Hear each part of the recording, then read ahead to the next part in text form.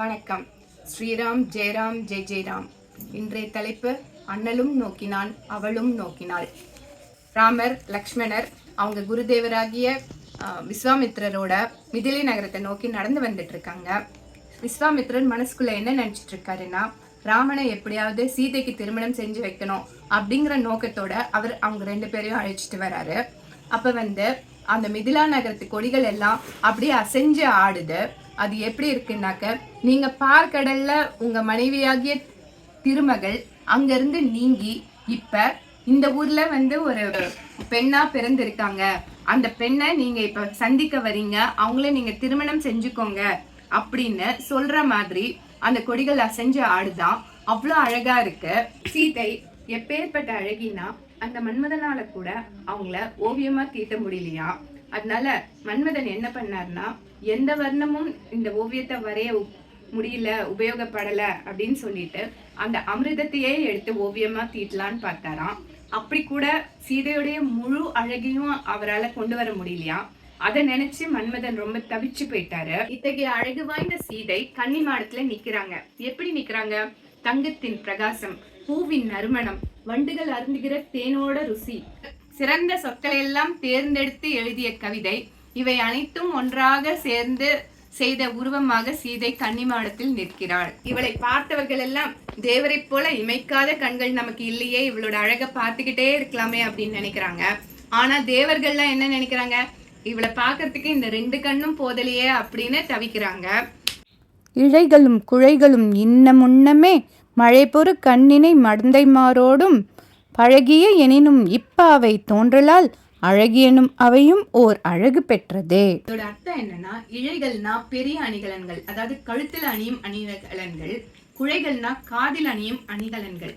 இந்த அணிகலன்களை எல்லாம் பெண்கள் அணிவதால் அந்த பெண்களுக்கு அழகு சேர்ந்தது.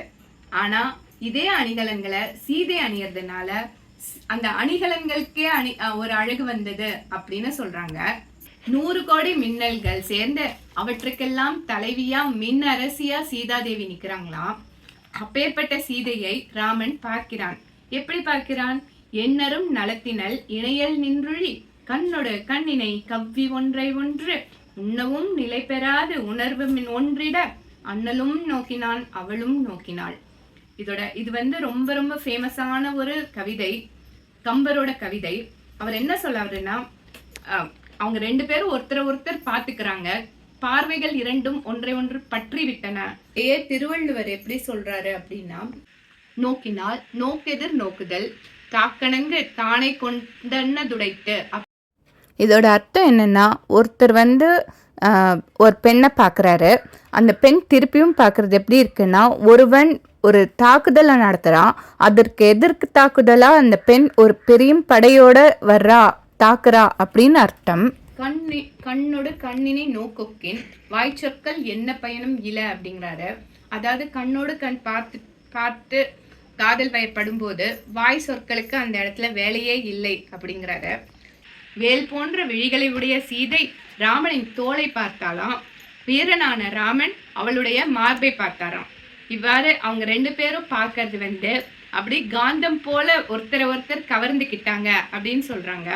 வரிசிலை அண்ணலும் வாட்கண் நங்கையும் இருவரும் மாறி புக்கு இதயம் எய்தினர். அதாவது ஒருத்தரோட இதயத்துக்குள்ள இன்னொருத்தர் போய் அமர்ந்து விட்டார்கள் அப்படின்னு சொல்றாங்க. அதனால அவங்களாவே இல்லை அப்படிங்கிறத நம்மளால புரிஞ்சுக்கலாம். இருவரும் ஒரு காலத்துல பார்க்கடல்ல ஒன்றாக இருந்தவர்கள். அதனால இப்ப அவங்க பிரிஞ்சு கொஞ்ச காலம் ஆயிடுச்சு. இப்ப அவங்க 2 பேரும் ஒருத்தர் பார்க்கும் பொழுது பிரிந்தவர் கூடினால் பேசவும் தோன்றுமோ அப்படிங்கிற நிலையில தான் இருக்கிறாங்க. இதெல்லாம் ஒரு சில வினாடிகள்லயே நடந்து முடிஞ்சிடுச்சு. உடனே ராமர் லக்ஷ்மணர் அவரோட குருதேவராகிய விஸ்வாமித்ரர் அவங்க கூட சேர்ந்து அவர் அந்த வழியே போய்விட்டார். சீதையோட மனமாகிய யானை ராமர் பின்னாடியே போயிடுச்சு. அப்ப எப்படி ஆச்சுன்னா, ஒரு துளி மோரானது ஒரு கிண்ணம் பாலை தயிராக்குறது போல அந்த விழி வழியே கண்கள் மூலமாக சென்ற காதலாகிய நோயானது அவள் உடல் முழுதும் பரவி வாட்டியது. சீதல் காதல் வயப்பட்டு காதல் நோயினால் துன்புற்றாள். ராமர் என்ன யோசிச்சுட்டே போறாருன்னா, நம்ம பாட்டுக்கு மேல் மாடத்துல நின்ன ஒரு பெண்ணை பார்த்து அப்படி காதல் வசப்பட்டுட்டோமே, இது வந்து தகுந்ததா நம்மளுக்கு அப்படின்னு அவர் யோசிக்கிறாரு. அப்புறம் நம்ம எப்பயுமே எந்த தீய வழியிலயுமே போக மாட்டோமே, அதனால அந்த பெண்ணுக்கு மனமாகி இருக்காது, நம்ம வந்து எந்த தப்பான பார்வையும் பார்த்திருக்க மாட்டோம் அப்படின்னு நினைச்சுக்கிட்டே அவர் அப்படியே நடந்து போறாரு. இதுக்கப்புறம் அவங்க 2 பேரும் தவிக்கிறாங்க. அதாவது காதல் நோயினால தவிக்கிறாங்க. இந்த காதல் நோய் எப்ப முடிவு பெறும்னா, இவங்க 2 பேருக்கும் திருமணம் நடக்கும் பொழுது முடிவுற்று அவங்களோட இல்லறத்தை தொடங்குவாங்க. இதுதான் அண்ணலும் நோக்கினான் அவளும் நோக்கினாள். ஜெய் ஸ்ரீராம். நன்றி.